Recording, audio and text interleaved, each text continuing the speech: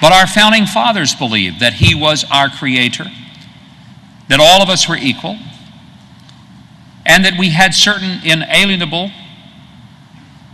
irrevocable rights. And the first one was life, then liberty, then the pursuit of happiness. And if you don't have life and liberty, there's nothing to pursue in the way of happiness. So it's fundamental. Now, the reason that this becomes a cornerstone issue in our society today, and is not just some second-tier political discussion, as some would have us to believe, that it doesn't really matter. What really matters are these other issues, and this one doesn't matter at all, is because once we have failed to appreciate the value of another human life, we have suddenly changed the rules that were originally set by our founding fathers. You see, the concept was that all of us have equal worth and value. And I want you to think about what a radical idea that was when our founding fathers came up with this concept that every person is of the same intrinsic worth. Coming from their heritage in England, which believed that there were those who had more worth than others because of their ancestry or their royal blood, or because of their status and their net worth, to say that everybody had the same level of equality was a radical idea. In fact, it was so radical, it caused a revolution. And the 56 signers of that document understood that if they lost that battle for which they had staked their very lives, it wasn't just their taxes would go up, it wasn't just that they would have to work a little harder, they knew that they would pay with their own blood, as would their families.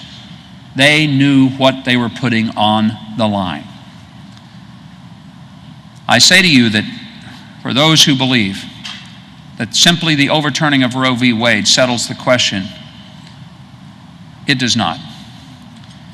And as surely as we had to come to the point in this country where we amended our Constitution so that we declared that people of color were of equal worth as those of us who were in the majority, so we need to once again revisit the very essence of our Declaration of Independence and our Constitution and affirm with an amendment to the Constitution that life is sacred, it begins at conception, and that it should be the purpose and it should be within the power of government to do everything possible to protect that human life until its natural conclusion. That is why we cannot have 50 versions of right and wrong.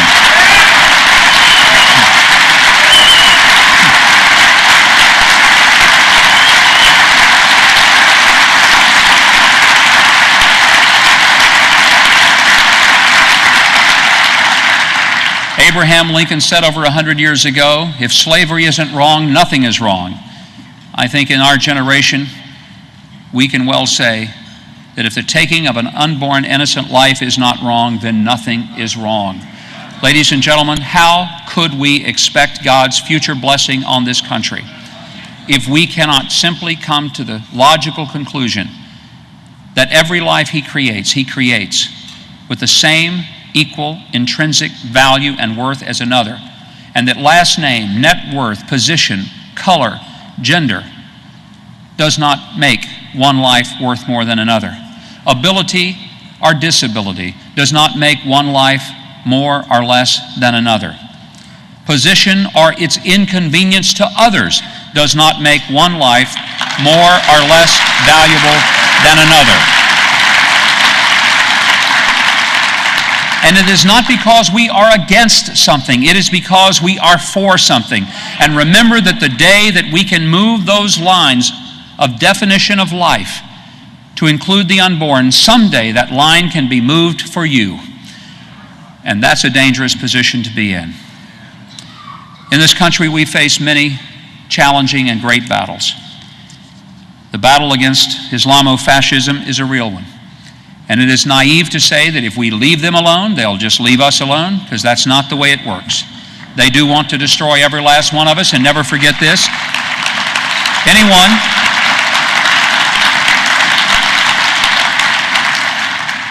Anyone who would strap a bomb to the belly of his own child and detonate that bomb for his cause would more than willingly take the life of your child for that cause. This is a serious threat to us. And it's a threat not just to those of us in the United States. It's a threat to Israel, and it is a threat even to those Muslims who do not subscribe to the idea that through a radical, perverted sense of Islam, every person who does not move toward this establishment of a new caliphate should be utterly destroyed. And that's what Islamo-fascists truly believe. It's a threat to us. There are some domestic issues that are a threat to us. A tax system that chokes the life out of people who try to work. An education system that lets kids stay in a system for 13 years and burps them out of it without even the capacity to read, to write, to point the nation's capital on a map or make change from a $10 bill.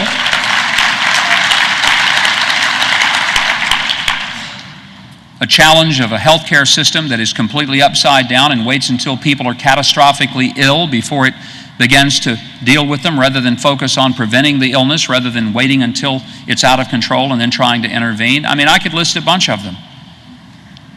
But quite frankly, the reason that I have come here tonight is not to address those issues, however important they may be, but it's to talk about that if we could be right on all those issues, about our taxation policy and regulation and litigation, if we could be right on energy alternatives, and if we could be right on our policy of spending, and if we could be right on how we deal with the domestic issues of healthcare and education, we still do not have the framework for a future we can live with. We don't have that until we understand that ultimately our nation rises or falls not by us tinkering with some policies within the context of our society, but our society rises or falls on whether or not we understand the culture of character and whether or not this nation has core values to which we are so committed that we, like our founding fathers, would rather die than we would to live without. They had that kind of commitment, and we had better have that kind of commitment.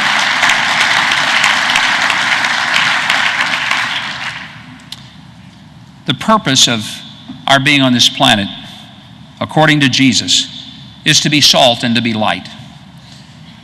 Sometimes we forget that in the days of Jesus, when he spoke these words, there were no refrigerators, ice chests, and when the fish would come out of the Sea of Galilee, they would be brought ashore and instantly rubbed with masses of salt, because salt was the preservative of the day.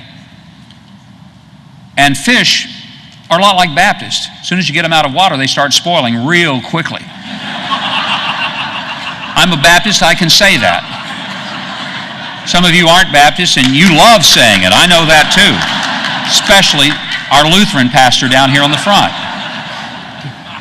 He's just a waterless Baptist is all he is anyway, so.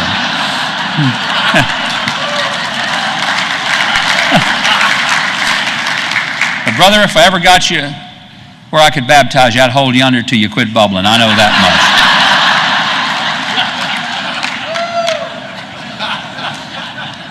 We're told we're the salt of the earth. That means that when something is spoiling, we're to be there to keep it from spoiling.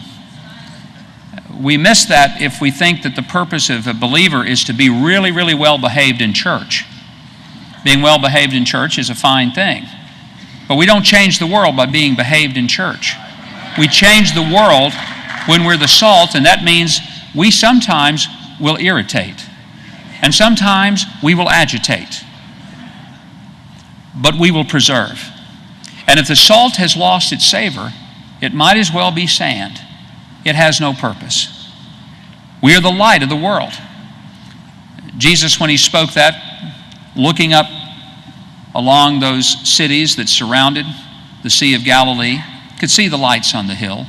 I've been there 9 times to Israel. I have always marveled at the incredible visual and stunning picture that one has on the shores of the Sea of Galilee, looking up at those cities at night.